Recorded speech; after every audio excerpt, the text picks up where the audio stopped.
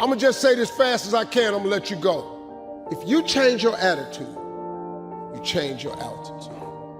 But you have to start living your life in expectation. You have got to start expecting great things to happen for you in order for it to happen. It is the law of attraction. It is real. It is nothing fake about it. If you live your life in expectations, that's what happens to you.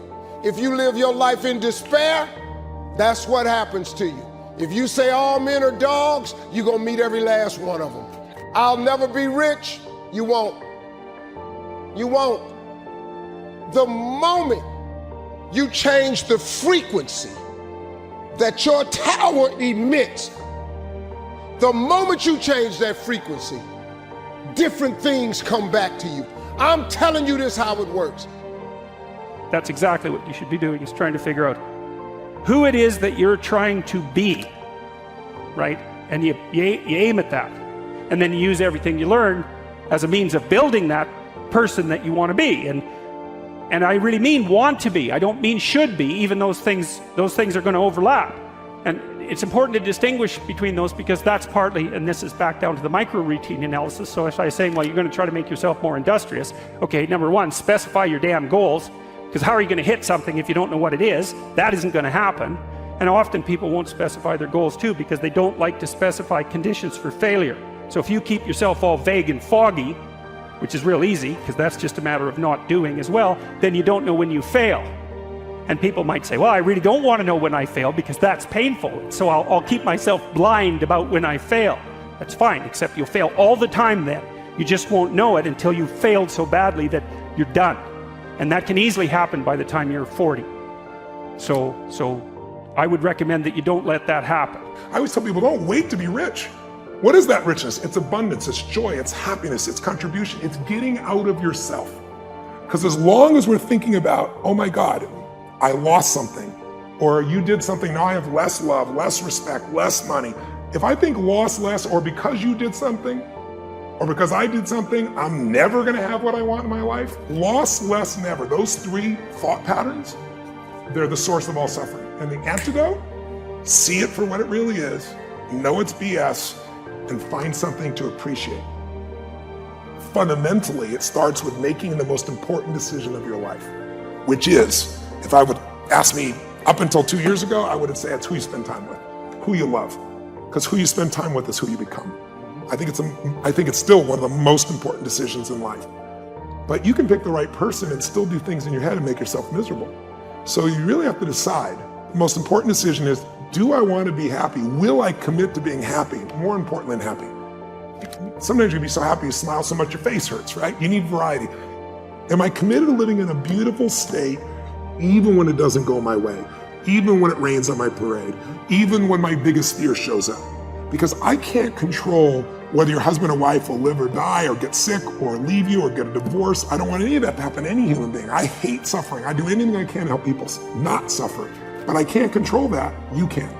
There are people who have lost their arms, lost their sight. There have been people that have been through the most horrific experiences in life, and they found a way to still be happy because they've made the decision that life is too short to suffer. Most people, half of what they thought today is the same things they thought yesterday. About themselves, about their life, about their business. That's why most people's lives don't change very much.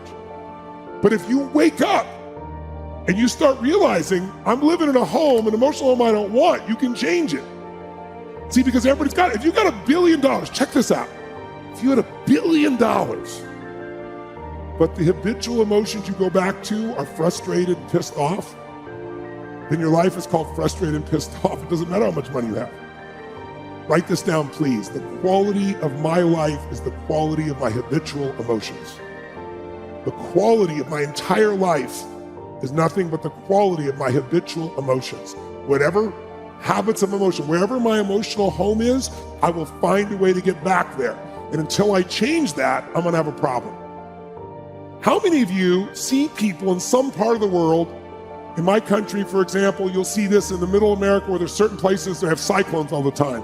Or maybe down in New Orleans or places where every few years you get a huge storm that wipes out everybody right on the coast there. But then 2 years later, it happens again. They rebuild, it happens again. How many have ever thought to yourself, why don't these people move? And why don't they move, guys? Because it's what they're conditioned. They call that home. I don't want to leave my home. It's what I know. It's easy to see when it's somebody else and it's physical. It's harder to see when it's yourself and it's emotional, because we have an emotional home. Some of you grew up in a really tough environment. I did too. Pretty brutal environment. Very painful environment. Part of I am who I am is because I didn't want to suffer. I had to find answers. And because I suffered so much, I don't want you to ever suffer if I can do anything about it. I can't control it, but I can help massively. But it's only because I suffered so much I don't want anybody else to. But think about it.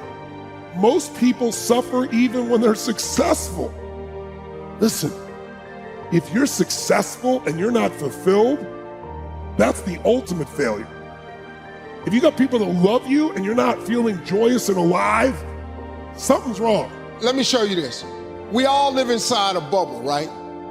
This is our world. We go to church here, we work over here, we go get our coffee over here, we go to this park over here, we usually go over here to, hang out with friends. This is our favorite club. This is our world. This is our favorite spot on the beach. We all live in this bubble.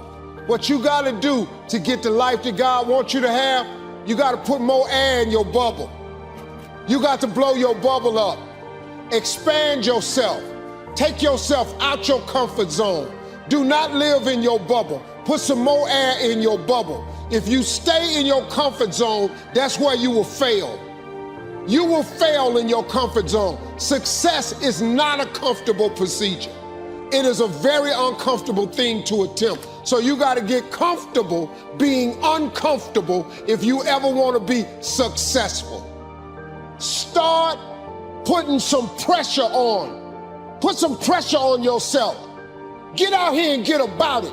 Look, I'd love to sugarcoat this thing for you. I'd love to tell you, look, you can go out here and get rich, do a couple of things. That ain't happening. You got to get real doggish. You got to get downright funky if you want to make it. When you get in certain states, you think one thought. When you get in other states, you think another thought. It's like turning the channel.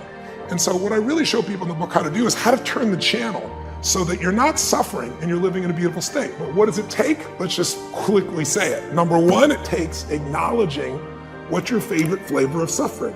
Is it worry? Is it stress? Is it anger? Is it loneliness? Is it boredom? Is it overwhelm?